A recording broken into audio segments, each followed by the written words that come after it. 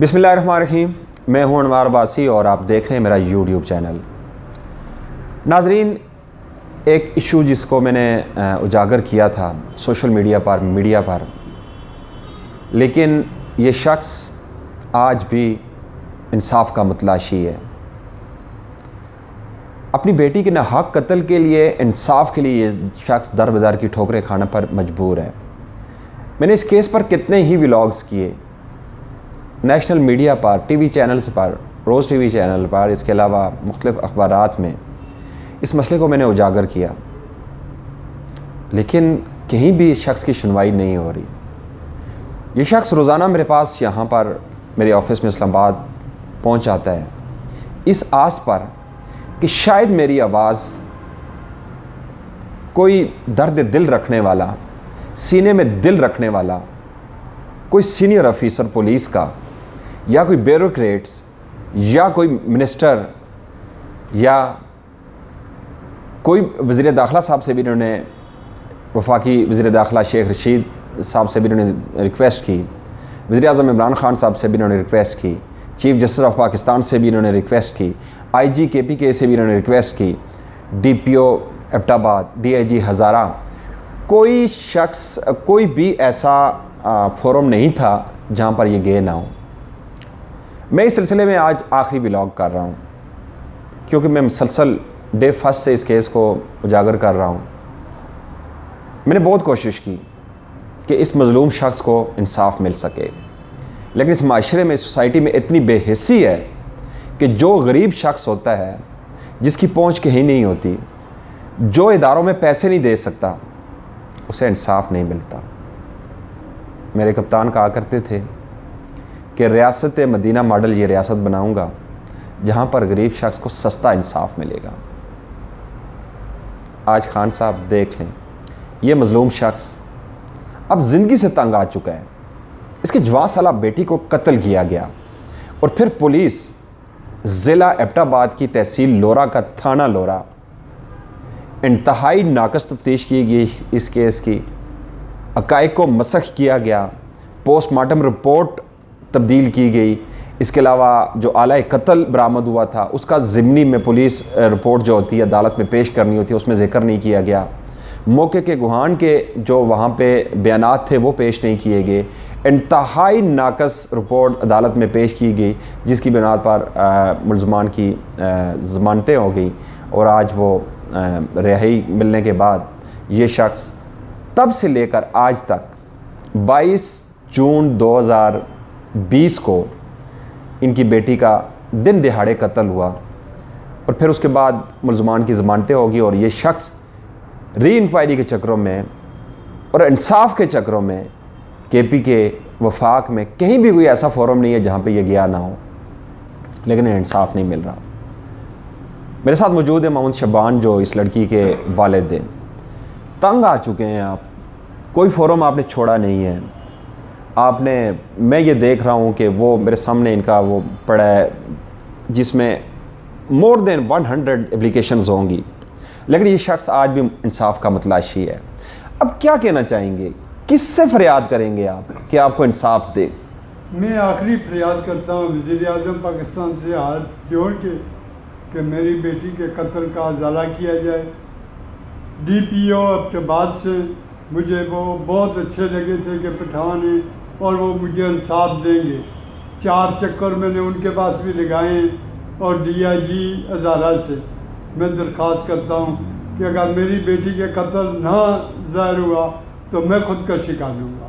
इसके बाद मैं कोई फोरम नहीं उठाऊँगा और मेरी खुदकशी के ज़िम्मेदार पुलिस अफसरान होंगे। और मैं वज़ीर आज़म साहब से भी एक दफ़ा फिर दरख्वास्त करता हूँ और चीफ जस्टिस साहब से कि आप आज खुद नोटिस लें और नोटिस लेकर इस इंक्वायरी को दोबारा इंक्वायरी कराई जाए और तफ्तीश कराई जाए, सही तफ्तीश कराई जाए और उससे सब कुछ बरामद हो जाएगा। अगर तफ्तीश सही ना कराएं तो कुछ भी नहीं मिलता। मेरा तफ्तीशी मुर्जा ने सब कुछ ख़त्म कर दिया और उसने कोई तफ्तीश नहीं की और न आए किसी दिन भी वहाँ मौके पर जाके कोई गवाह नहीं ढूंढा, कहीं उन घर वालों से कोई तफ्तीश नहीं की। अगर मुझे आज के बाद कुछ भी हो गया, इसके ज़िम्मेदार आला अफसरान हैं। और मैं अनवर साहब को दरख्वास्त कर रहा हूँ कि अगर मुझे कुछ भी हुआ तो मेरा केस आला अफसरान पर बनाया जाए। देखिए, ख़ुदकशी तो इस्लाम में भी हराम है, आप हिम्मत ना हारें, कोई तो दर्द दिल रखने वाला होगा। ये राशि जो पुलिस अफसरान है, इनके खिलाफ कोई कार्रवाई करेगा। DPO एबटाबाद एक अच्छी शोहरत के हामिल एक ऑफिसर है, यकीनन इनकी फरियाद सुनेंगे।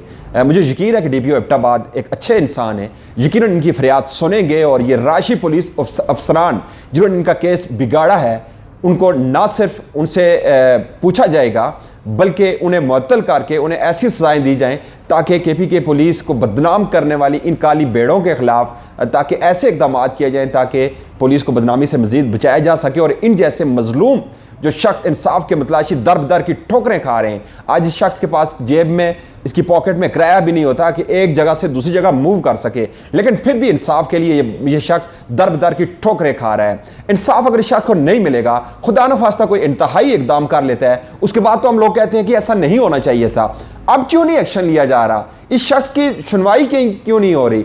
कोई भी पुलिस अफसर इसकी बात सुनने को तैयार नहीं है। और क्या एक ऐसा लेवल का बंदा इतना ताकतवर है, और ये क्या मुलजमान इतने बासर हैं कि यहाँ पे कोई इदारा भी इनकी बात सुनने को तैयार नहीं है, उल्टा इनके खिलाफ जवाब दावा किया जा रहा है, इनके खिलाफ दरख्वास्तें दी जा रही हैं। ये कहाँ का इंसाफ है? एक शख्स की जवान साला बेटी को कत्ल कर दिया गया और उसके बाद वाज़ेह सबूत मौजूद है, उसके जिस्म पे जो जख्मों के निशानात थे, उसमें गले में जो उसको फंदा डाल के उसकी रस्सी डाली गई, वो वाज़ेह निशानात मौजूद है। इसके बावजूद ये शख्स इंसाफ के लिए आज दर बदर की ठोकरें खा रहा है। ये है इस मुल्क में इंसाफ का क्राइटेरिया कि इंसाफ किस तरह मिलता है और किन किन लोगों को मिलता है। यहाँ पे इंसाफ खरीदना पड़ता है। इन जैसे मजलूम शख्स को कभी इंसाफ नहीं मिलेगा, ये इसी तरह ठोकरें खाते रहेंगे। खुदा रहा अब रवश बदलनी होगी हमें। वज़ीर-ए-आज़म इमरान खान साहब, इस कौम को आपसे बहुत उम्मीदें हैं, बहुत कुर्बानियाँ दी हैं इस कौम ने, आपके 28 माह में बहुत कुर्बानियाँ दे चुकी है, लेकिन फिर भी इस कौम को आपसे उम्मीद है,